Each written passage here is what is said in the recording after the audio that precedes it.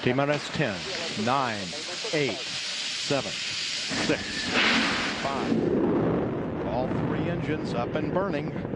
2, 1, 0, and liftoff.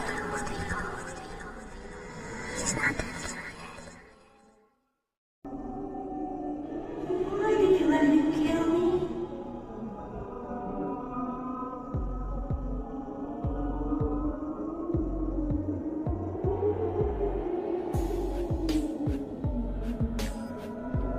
It was the clown. Make the clown go away.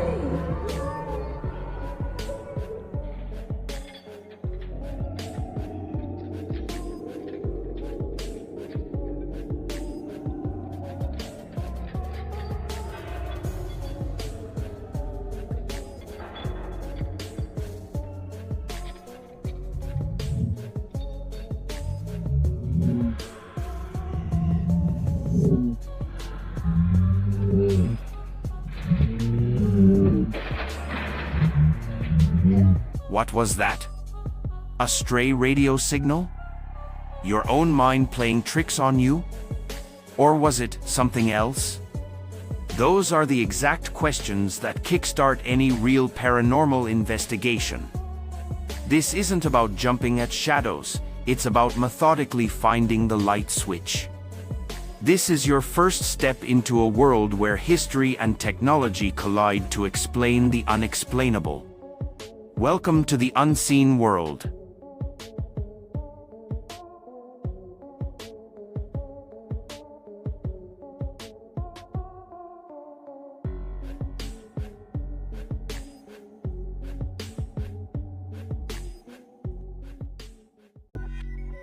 I was about to scrap hours of footage from an old ghost hunt. After editing all night, the entire thing felt like a bust. We were at an old abandoned house deep in the New River Gorge, but all I had was nothing. Just the sounds of the wind creaking floorboards and the static from my gear. And I was ready to delete the whole file, until I happened to glance at the auto caption. Video IQ's own AI was transcribing voices I couldn't hear. And you gotta see what it found. So, like I said, we were investigating an abandoned house in the New River Gorge. The place has a heavy atmosphere, and you just get the feeling that a lot has happened there. We spent hours inside asking questions into the void, listening for any sign that we weren't alone. And by the end of the night, it felt like a total failure. I didn't hear a single thing, and my audio recorder seemed to agree. And it turns out the real investigation didn't start until years later. I had captured several full sentences that were direct responses to me. I just couldn't hear them at the time. This is the first strange thing I found. I'm walking through what looked like the old kitchen and I have a spirit box running. You can hear it scanning through radio frequencies, that constant rhythmic static. And I was the only one talking, and the spirit box never broke its rhythm. If a voice came through the box, you'd hear a break in that static pattern. Now listen closely.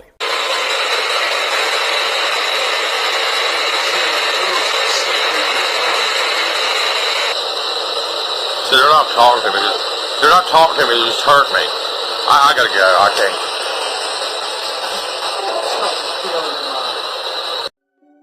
can't. You hear my footsteps in the spirit box, but that's it, right? That's all I heard in the moment. But the captions you just saw in that clip were generated by vidIQ clipping software, and it picked up on something I missed entirely, transcribing the phrases, "I can see the doors are still open," and "can't stop the feeling tonight." This wasn't a burst from the spirit box. The software is captioning speech that is barely audible to our ears, something buried deep beneath the other sounds.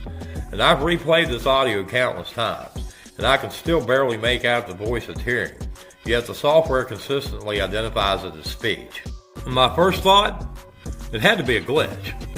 Or maybe the AI just misinterpreted some background noise. And this sent me down a rabbit hole trying to understand how this technology actually works. There's a phenomenon called auditory pareidoia, and it's a tendency for our brains to hear patterns like voices and random noises. And it turns out AI can experience its own version of this. Speech recognition systems are trained on massive libraries of sound to find human speech, and sometimes they get it wrong. They can hallucinate words from the sound of wind, static, or machinery. And in noisy environments, the error rates for these systems can be surprisingly high. So one random word popping up isn't just possible, it's a known technological flaw. And if it had just been one word, I would have dismissed it as cool, but explainable. But these were full phrases, and that couldn't be just a glitch. This also wasn't the first time I'd seen something like this. At an investigation at St. Albans Sanatorium, my friend Crystal asked a question. In response, a voice came through loud and clear saying, "Nope, we're just drunk." I was so shocked that I immediately repeated it out loud. And it wasn't until I uploaded the footage to YouTube that I got chills. I turned on the captions, and in direct response to her question, the AI transcribed the clear voice saying, "Nope, we're just drunk." And right after that, it showed me repeating it word for word. The odds of an AI not only capturing that voice, but also showing me repeating it verbatim, well, it starts to feel like more than just a glitch. But this is the clip that I just can't explain away. This comes from a disembodied voice I captured years ago at the Wayside Inn in Middletown, Virginia. The inn was used as a hospital during the Civil War and is said to be haunted by the ghost of a soldier from the Irish Brigade. I was recently editing the old video and decided to run an experiment. In the clip, I'm explaining to the spirits that I'm going to run the spirit box to make it easier for them to talk. Right after I say that, a voice comes through that I could always clearly hear. It says, "You're doing that, ain't you?" And as an experiment, I ran this clip through my editing software's auto captioning feature using a standard English setting. Nothing. The AI didn't recognize any speech.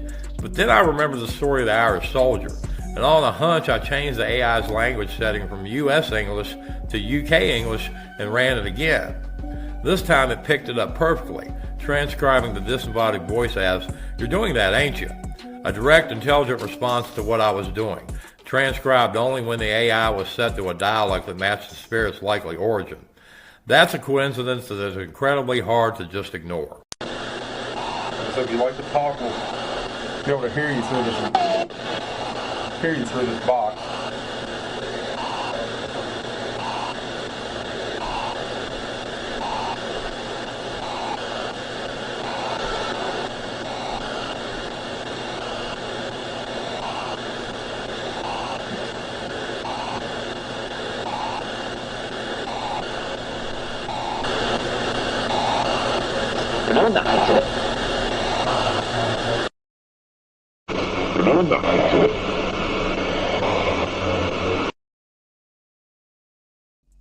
So what do you think is going on here? Is this just a series of bizarre glitches in a case of AI pareidoia? Or is it possible that this technology is picking up on something that our own senses can't? I really want to hear your theories on this, so let me know down in the comments. But for years, ghost hunters have relied on our own senses and what we can see and hear. And I started this journey thinking AI had simply caught something my ears had missed. But it became so much more than that. It went from transcribing inaudible whispers to perfectly capturing a clear disembodied voice and even confirming my own repetition of it. And the final piece of evidence, where the AI could only identify the voice when set to the correct historical dialect, presents a chilling possibility. We're left with two choices. Either this is a chain of technological glitches so specific and context-aware that defy probability, or we're on the verge of a breakthrough. You tell me, are these just ghosts in the machine, or are we about to find a whole new way to communicate with whatever's out there? Thank y'all for listening, and have a good night.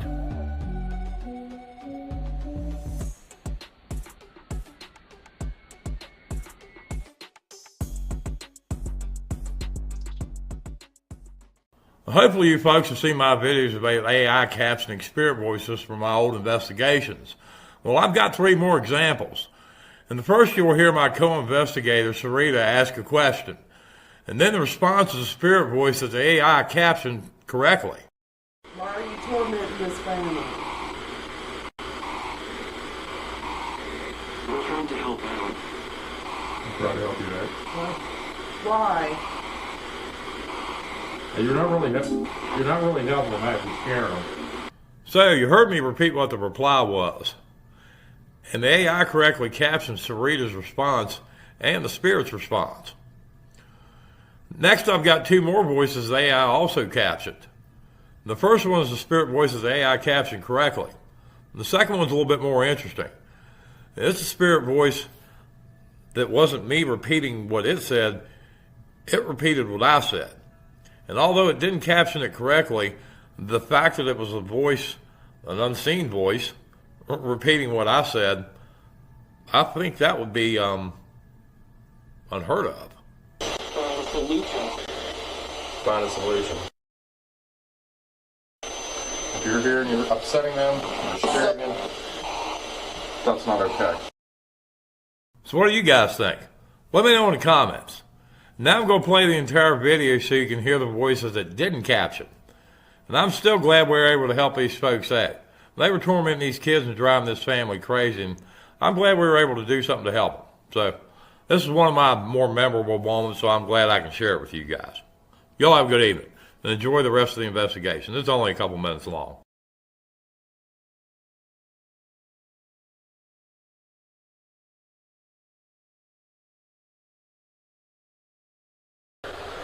All right, this is Sarita's reporter. We're going to do a private residence here in Norfolk. We're trying to find, trying to help a family out here with some hauntings that they're having. And that's the thing, I mean, it's hard not to be scared of them because you can't see them.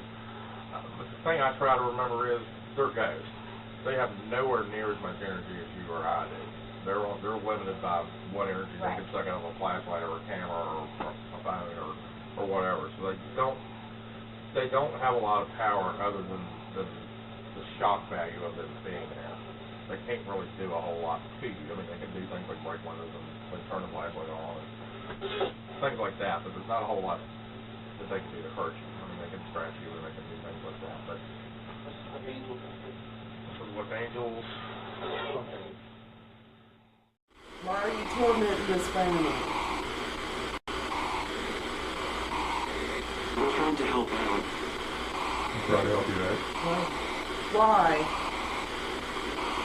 Hey, you're not really helping them out. You're scaring them. That was the English guy. I'm trying to help you guys. Okay, sir. We appreciate that. We're trying to help you. Can you do something to show well we know you're here. There's 5 of you here apparently.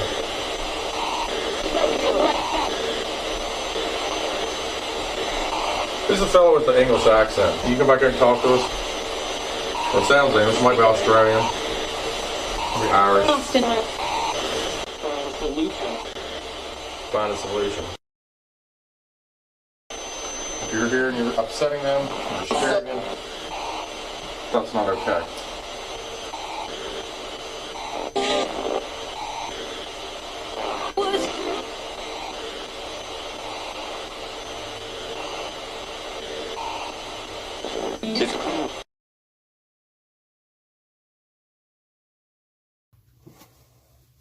So, how did the detective know the ghost was lying? He saw right through him. If you want us to leave, would you cut that light back on and I'll get out of your space and I won't bother you anymore? I'm never sure. You do? Okay. Thank you.